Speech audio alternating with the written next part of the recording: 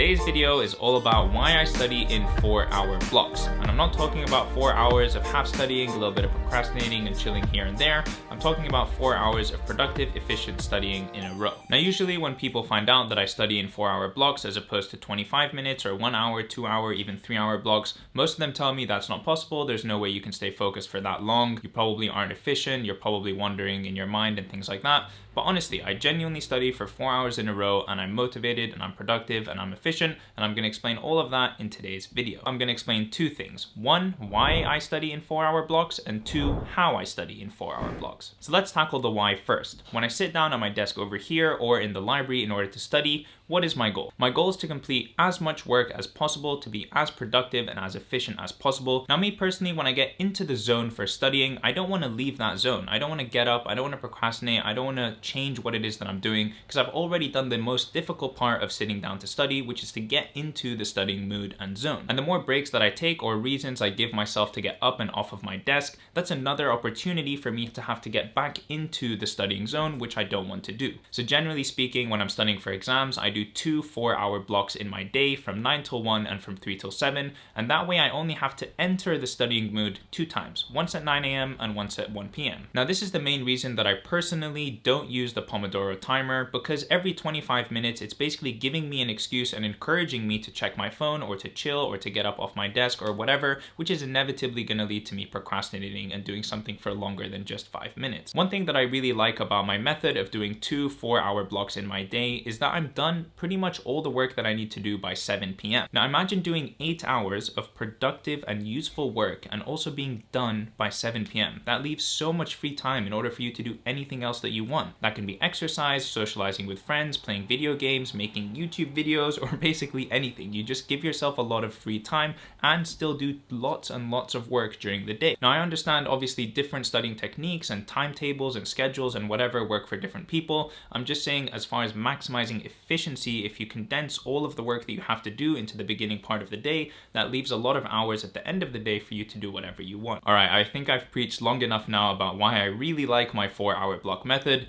Now let me tell you how it is that I can actually stay focused and work for 4 hours in a row. I'm gonna break this down into 5 key sections. The first is to plan the night before. And what I mean by this is that when I wake up in the morning and I know that I'm gonna start studying at 9 a.m., I've already decided exactly what it is that I'm going to do at 9 a.m., which means that there's no friction or no time wasted in trying to figure out what do I need to study, what have I done enough of, what is left for me to do, etc., etc. I've already decided that and planned it the night before. So when I sit down at 8:59, I start exactly at 9 and I can get immediately into the studying zone. That is actually really, really key. If you're struggling to get into the study zone, have a predetermined plan of what it is that you're going to do during that time. So for example, tomorrow at 9 a.m., I'm going to study for the USMLE exam, which is here. So tonight, before I go to sleep, I'm going to open this book to the page that I'm going to be starting on tomorrow, and I'm going to put a pen inside of it. That way tomorrow, when I take this book, which is already laying on my desk, in a nice and convenient place for me to begin work, I can literally flip open to the page of exactly where I'm going to start. On top of that, you can see on my desktop over here that I'm already going to go down to the video that I'm going to watch tomorrow morning. I'm going to open it and it's going to be ready, just waiting for me to sit down, hit play, and begin work. Section number 2, don't give yourself a reason to get up and away from your desk. Before I start work at 9 a.m., I've already made my cup of coffee, I've gotten a couple of snacks, and I've organized everything around me that I will possibly need in the next 4 hours so that I can minimize the amount of times that I need to get up and out of my chair. The reason that I do this is because every time you get up and out of your chair, you're giving yourself opportunity for distraction and reason for procrastination. For example, if I go to the kitchen, I'll make myself a snack or a drink, I'll knock on my sister's door and ask her what's going on, let's have a chat.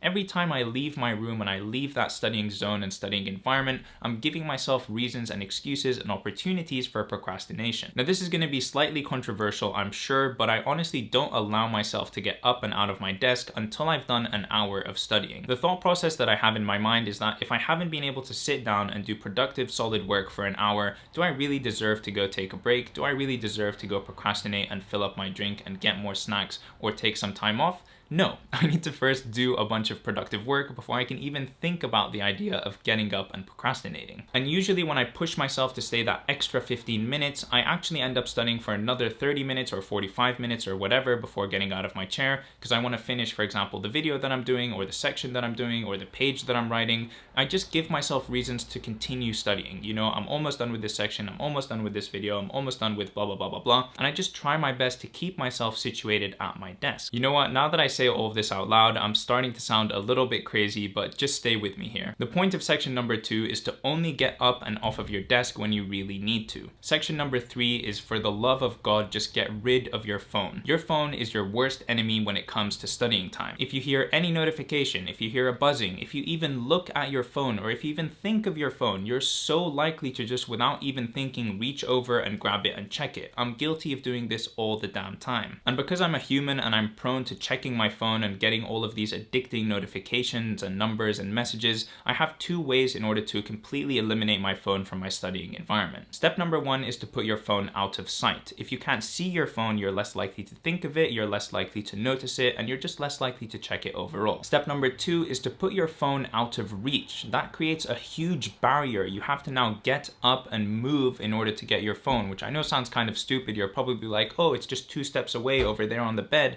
But the truth is, when you're sitting down, any extra effort or friction you give yourself in order to go check your phone, you're gonna do it less often. Wow, I've been talking a lot this video.